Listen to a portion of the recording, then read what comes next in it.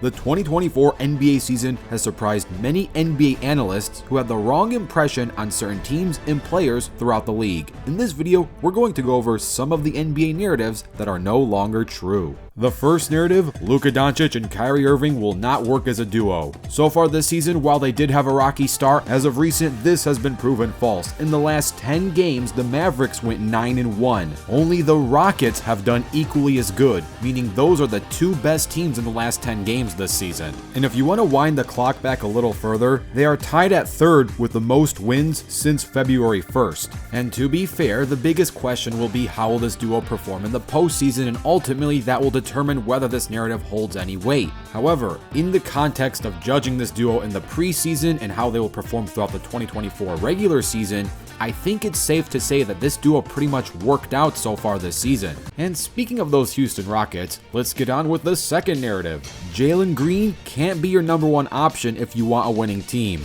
As of today, this is not true. Jalen Green went second overall in the 2021 NBA draft, right behind Cade Cunningham to the Pistons. I don't know if people were ever using the term bust for Jalen Green, because in each of his 3 seasons so far, he's been putting up a respectable 17 through 22 points per game in each given season, but the biggest knack against him is that 1, he can't lead his team to wins, and 2, he can't play defense, which might be the culprit for criticism number 1. However, this season changes that perspective. Keep in mind, he's just in his 3rd NBA season and has a lot of time to truly develop into his prime. As of this upload, yes, the Rockets are technically 11th in the West, but the West has been brutally tough this season. Keep in mind, the Rockets are 38-36, which means they are playing winning basketball with a 51.4% win percentage. That would make them roughly the 8th seed in the East, give or take if you want to put them above the Bulls or below the 76ers. The seed number isn't what's important here. What's important is the win percentage. Leading a team above 500 in your 3rd season is a great sign of both success and growth. This Houston Rockets team is really young and has a nice core that can truly develop into something special if they keep up the pace. From one Jalen to another, let's discuss Jalen Brunson for our 3rd narrative.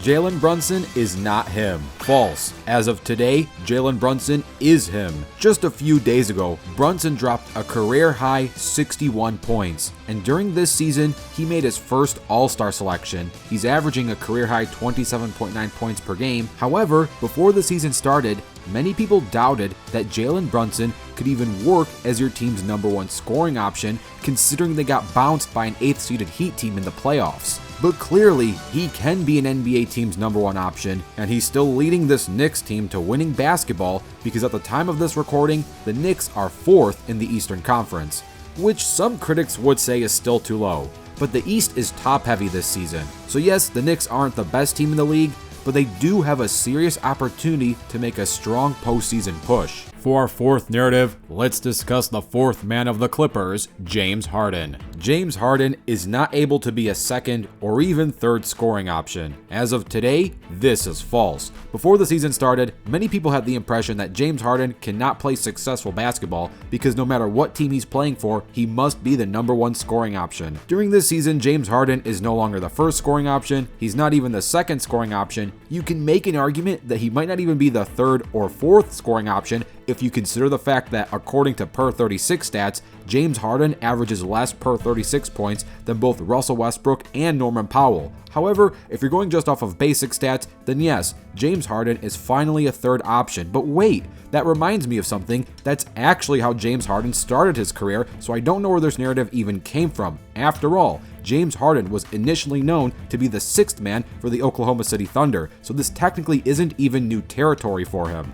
What might be new territory is our next narrative. LeBron would not be able to pass the torch to Anthony Davis because he's too injury prone. As of today, knock on wood, this is false. So far this season, Anthony Davis has played in 70 NBA games. He's also leading the Lakers in minutes played per game with 35.9 minutes. Yes, Davis had some nagging injuries in seasons prior, but it does seem like he can play a full season if given the right circumstances and is in good health. And the final narrative, Zion Williamson is no longer fat.